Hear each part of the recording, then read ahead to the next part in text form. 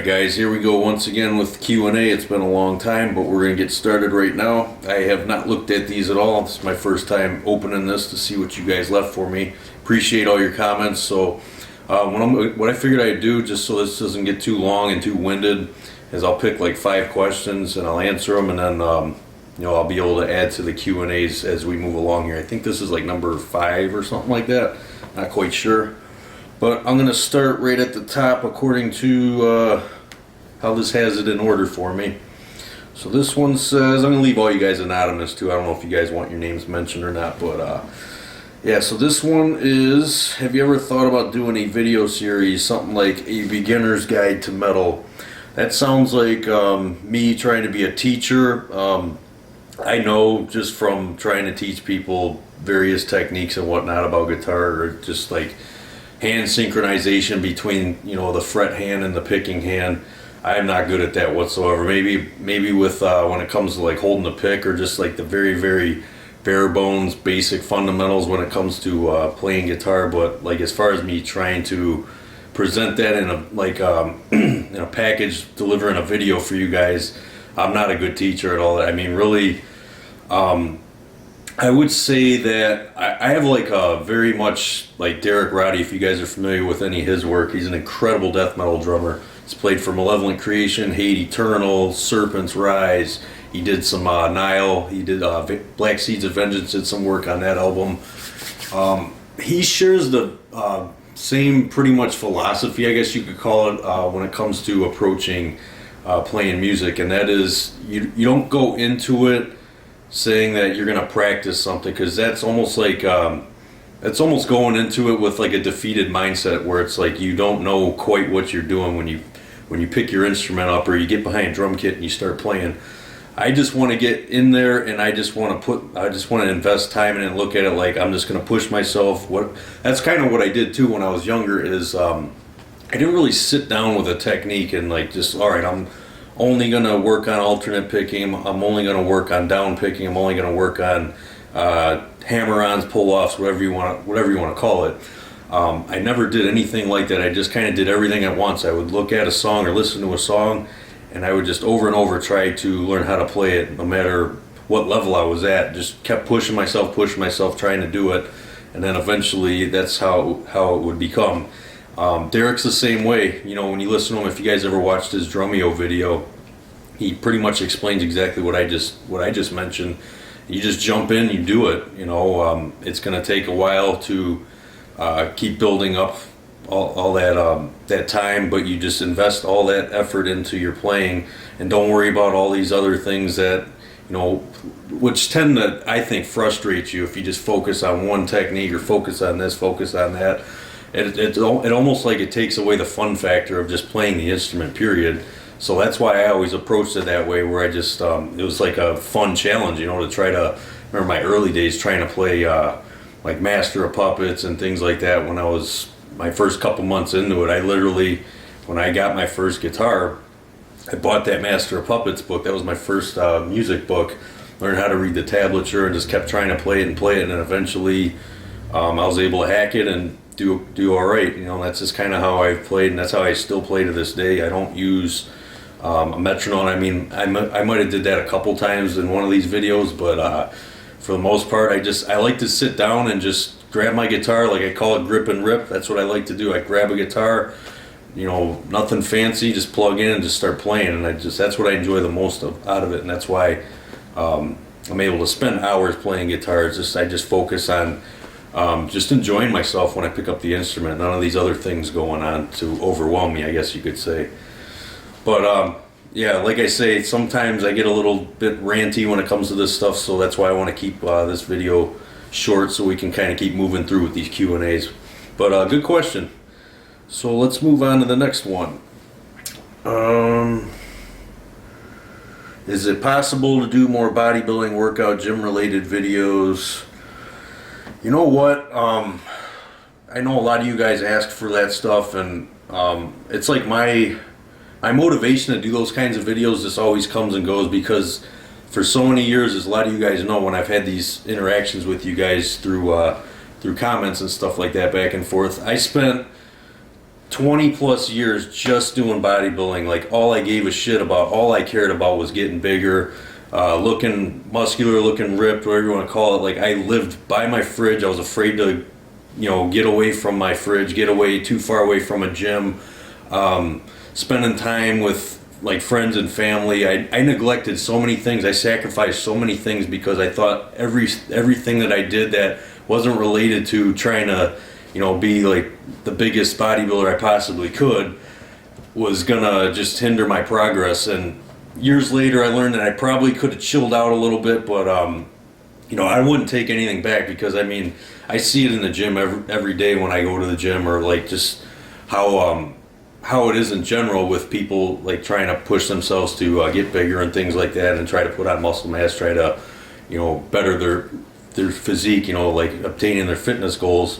Is there's just people just spending so much money on coat. Like that's the other question now is I find that when I go into a gym, everyone's always asking it. It used to be what can you bench or something stupid like that. It's never like an intelligent question. Now the how much you bench question has turned into who are you working with. It became like that. Like that's the new question everybody asks is, oh, who's your coach or who are you working with? It's like you can do all this on your own. We have so much information at our fingertips now. Yeah, there's a lot of shit information, there's a lot of good information, but you can do this on your own. Nobody knows your body better than you. Now, if you're getting ready for a contest or something like that where you feel like you might want somebody to just kind of punch in your macros numbers for you and have that extra set of eyes, that extra motivation to kind of keep you accountable and grounded, that's great. But for the most part, unless you're getting ready for a contest or something like that, it's not really necessary. I got way off topic, but as far as like talking about the, bodybuilding content, stuff like that, I just really want to get back into everything that I was doing with music, because not only did music and my other hobbies I enjoy, the hunting and fishing with my dad, I'm able to do those things again because we reunited. It was like a little over a year ago, and it was thanks to YouTube. My dad came across my channel and heard some of the things I had to say, like related to how I got into bodybuilding, how I got so motivated, why I work as hard as I do at the things that I'm so passionate about, is all because of him. But yeah, we were able to pick the pieces back up and start doing the hunting and fishing, and just years that came by that we're just spending more time together, and I can do these other hobbies that I neglected and hung up because everything always took a backseat for me.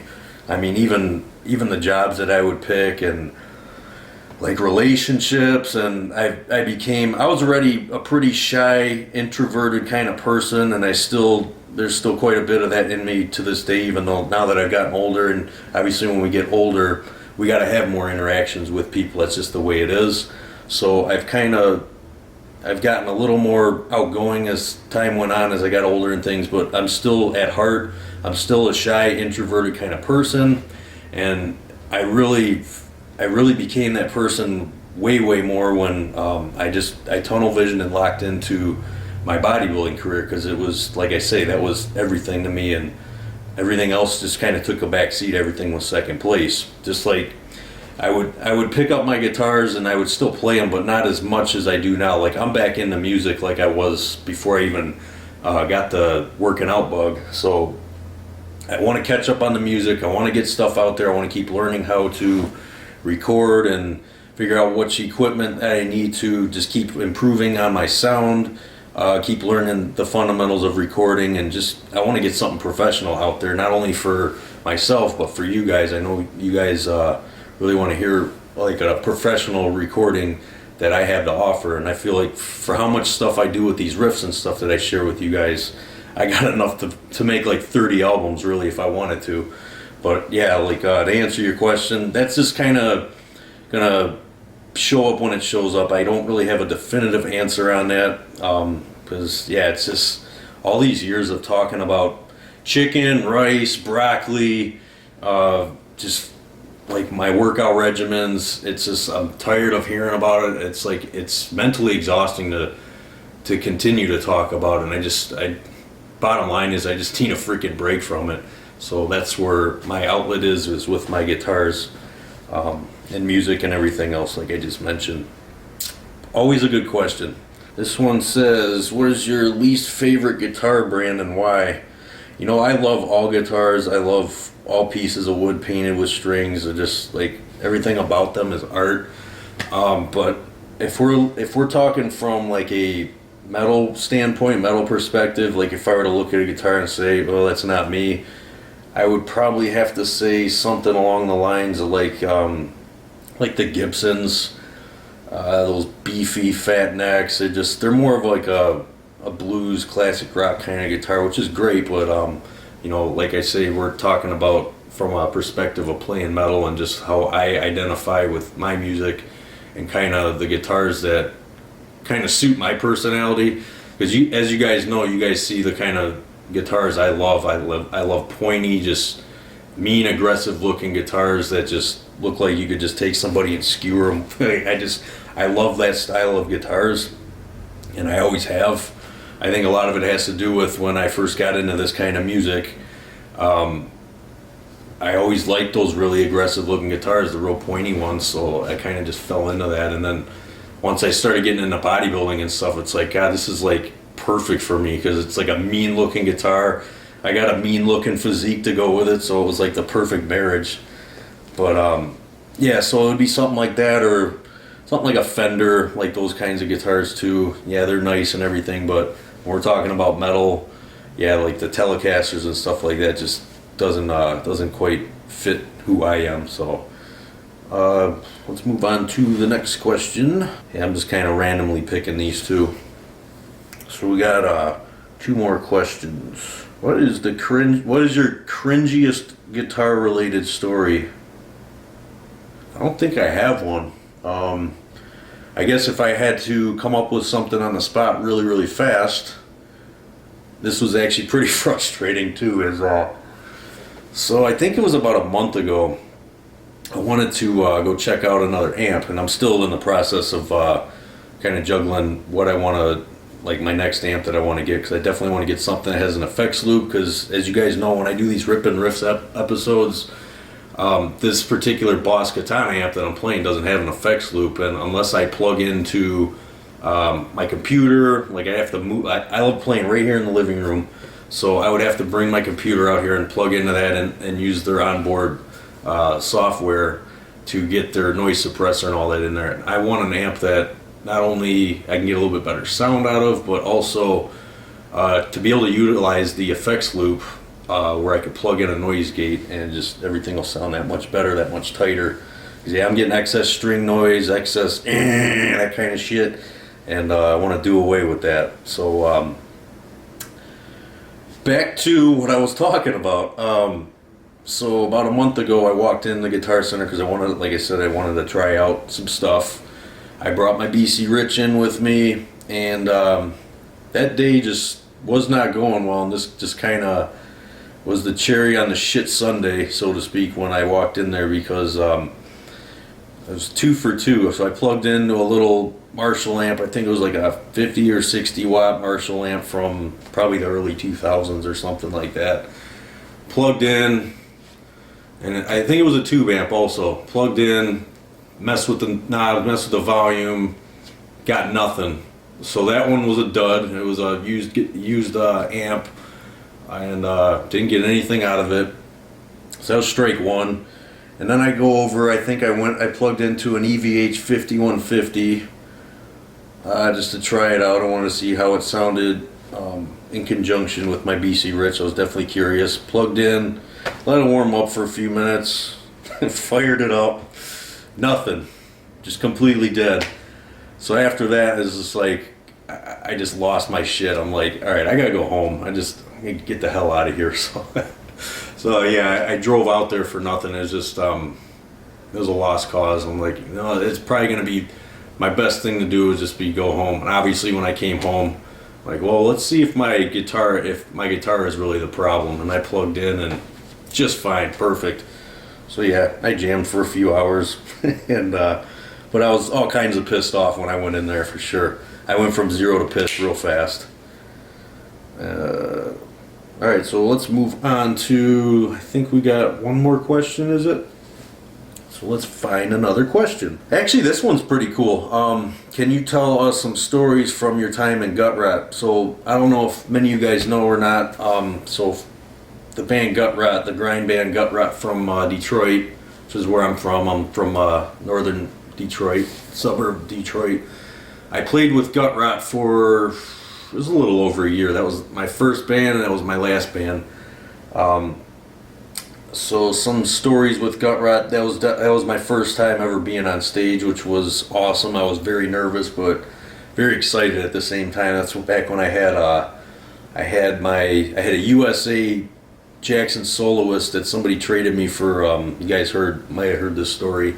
I had an ESP M307 that somebody from, I think it was from Nevada, somewhere out there in the West, somebody wanted to trade me this guitar. Just back then, before we had, like these other aspects and these other things for social media to communicate. I think it was all email, or I met him on metaltabs.com or something. I can't remember quite what it was, but he just wanted to get rid of this guitar. He sent me pictures. I looked at it, and I know what USA Jackson sound like. I know how they play. They're phenomenal guitars. Nothing quite like them, actually, but I wanted to get rid of this guitar. And even for me telling the guy, I'm like, listen, dude, this thing might not be for you. No, I want a 7-string. I want a 7-string. That's the guitar I've always wanted. Okay, so we did a even trade, and I got this. I still, to this day, this is like a one-of-a-kind finish. If you go on like the Jackson Charvel, like the Facebook fan group or whatever, you might be able to find it in there. I can't exactly explain the crackle finish. It's not like the new ones that you guys see. It's different than that. It has the green Jackson logo on it. Freaking phenomenal guitar. And that was the one that I ended up playing with Gutrot in, and that was the first time I ever went on stage. I can remember I had a couple pictures laying around, but I can't find them all. They're buried somewhere in a box. I just don't quite know where they're at right now. But took some pictures from that show. Had some of my buddies that are more on they're on like the new metal side of things, and they're more into the radio kind of music, but they definitely supported what I did, and loved everything about what I was doing. So they came out to the show, and they had a freaking blast, and I had a blast being up on stage too, playing that kind of stuff. And then after that, we played for on and off, practicing about a year, a little over a year, and then played our last show in Westland, Michigan at the Token Lounge, and that was that. So it was just hard for me to balance doing construction work, driving where I had to drive to practice, going to the gym, and like I say, that was the period of my life where it was all about the gym and everything else just took the back seat. So really, when you get into a band, you have to be just as dedicated, just as committed as you would if you're trying to be your best as a bodybuilder or anything else that you're doing that you're really passionate about. And unless your heart is not all in it, to me, it's like, what's the point? And then on top of it too, when you're in a band, it's like you're in a relationship essentially with 3 or 4 people. It's like having 3 or 4 girlfriends, really it is. So it's a lot to commit to, for sure. And I just enjoy just making content on my own leisure, on my own time. I do what I want to do when I want to do it. Just the structures, things that I come up with. This is just all my hobby that I want to continue to share with you guys. And like I said too, just keep working into making a professional recording, and finally, once and for all, getting that out there and continue to learn all this stuff as I go. But that's going to wrap it up on this video. I don't know how long this video is. If you guys are still here, that's freaking awesome. I appreciate you guys so much for watching, this video, all the other videos that I upload for you guys. Now, before I close this video, I'll give you an update on what's going on with some of the other content that I have. So I'm working on the Dunlop cleaning kit review. That's a video coming up. Phenomenal product. Staining my Moser Bastard V fretboard. In fact, hang on a second, let me show you. So I don't know if you guys can see with the lighting that we got going on right here, but I'm always going to talk about this because I'm just so shocked at just how beautiful this turned out when I went from the rosewood look to these to the ebony look. Just turned out phenomenal. Very, very happy. It almost looks like this is how it came from the factory. That's how good it turned out.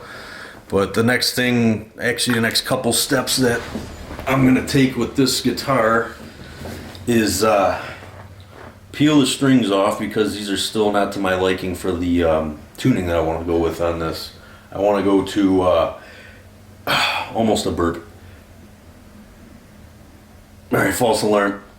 Okay, so I want to peel these strings off, and I want to go down to I'm probably going to go C sharp standard on this one, and I'm just going to need a little bit heavier gauge, because right now I got 10 to 46. This is a 24 3/4 scale, like a Gibson would be or something like that. And for that shorter scale length, because I didn't even really know, I didn't put a tape measure on it until after I strung it up, and then I realized when I had it in when I had it in D standard, strings were like on the looser side as far as what I'm used to on a 25.5-inch scale. And the information that's out there on these guitars, which is very, very little, is some people said it was 25.5-inch scale, other people said no, it was 24 3/4. And after I put a tape measure, it was confirmed that it is in fact a 24 3/4 scale.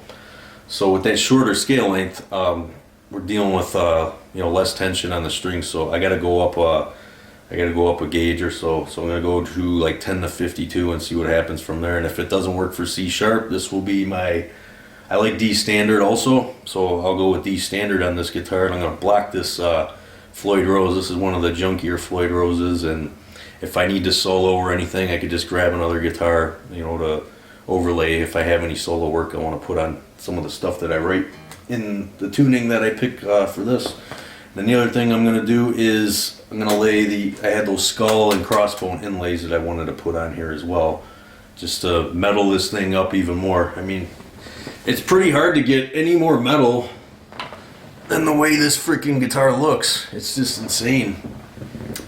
But if we put some skulls and crossbones on there, I think it'll be even more badass. So that's what I'm going to go with.